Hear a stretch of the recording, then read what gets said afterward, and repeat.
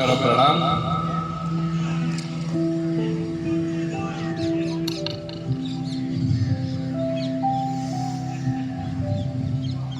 कि बारिश की बूंदे धीरे से मुझसे कान में कहकर गई कि गर्मी किसी की भी ज्यादा दिन तक नहीं रहती, चाहे वो सूरज ही क्यों ना हो।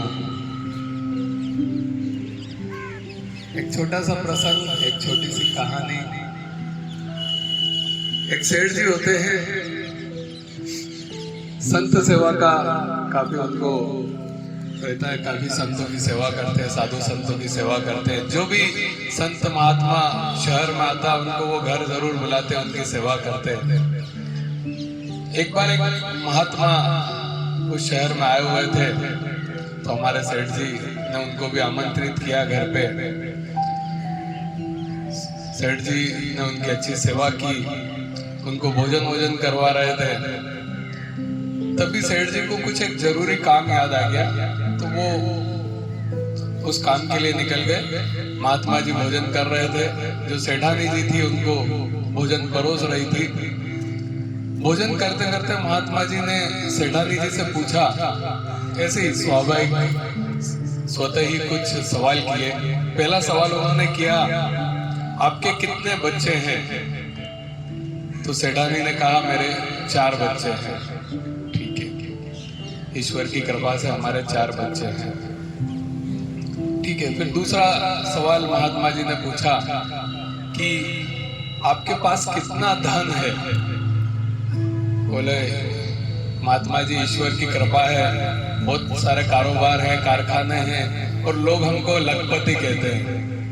ठीक है। इतने में सेठ जी भी बाजार का काम निपटा के आ गए। भोजन हो गया महात्मा जी का, विदाई का टाइम आया। महात्मा जी को छोड़ने के लिए सेठ जी उनके साथ साथ चल पड़े। साथ साथ चलते हुए महात्मा जी ने फिर उस सेठ जी साथ थे उनसे भी वही सवाल किए जो अंदर सेठानी जी से किए थे। पहला सवाल किया, आपके कितने बच्चे हैं?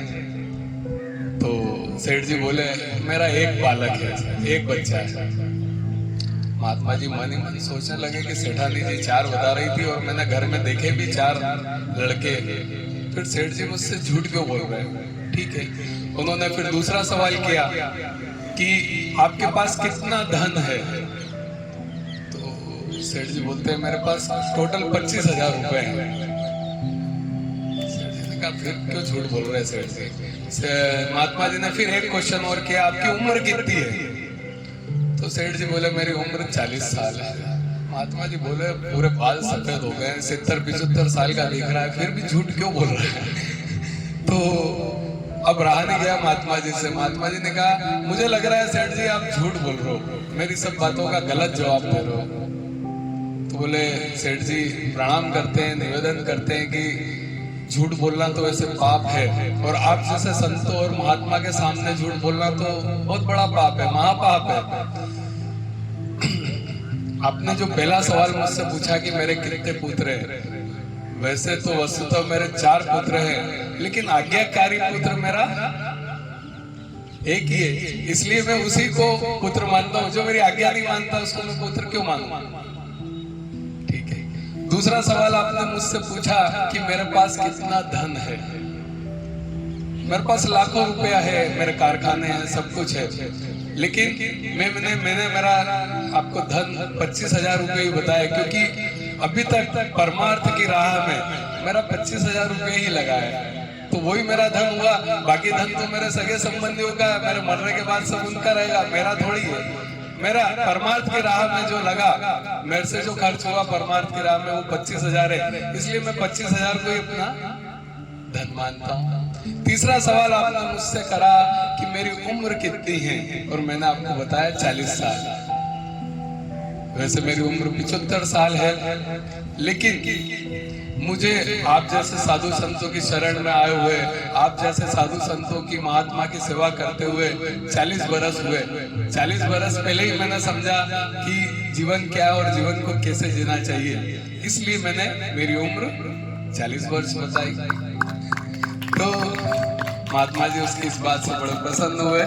तो इस तरह का हमें इस कहानी से यही शिक्षा मिलती है कि हमें भी आज से ये आकलन शुरू कर देना चाहिए कि हमारे पास कितना धन है, कितने हमारे पुत्र हैं और हमारी उम्र कितनी है। ठीक है, तो ये एक आपकी अलग संपत्ति का ब्यौरा आपको निकल के सामने आएगा।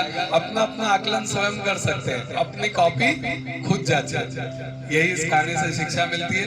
आपको समझ में आ जाएगा कि आपका कितना, बहुत लोग अपने आप को बहुत बड़ा अमीर और सेठ मानते हैं, लेकिन परमार्थ की राह में उनका कितना पैसा लगा है, बस वही उनकी असली संपत्ति है, बाकी नहीं है। तो इस कहानी की यही सार था, यही शिक्षा थी। अब एक अच्छा भजन करते हैं।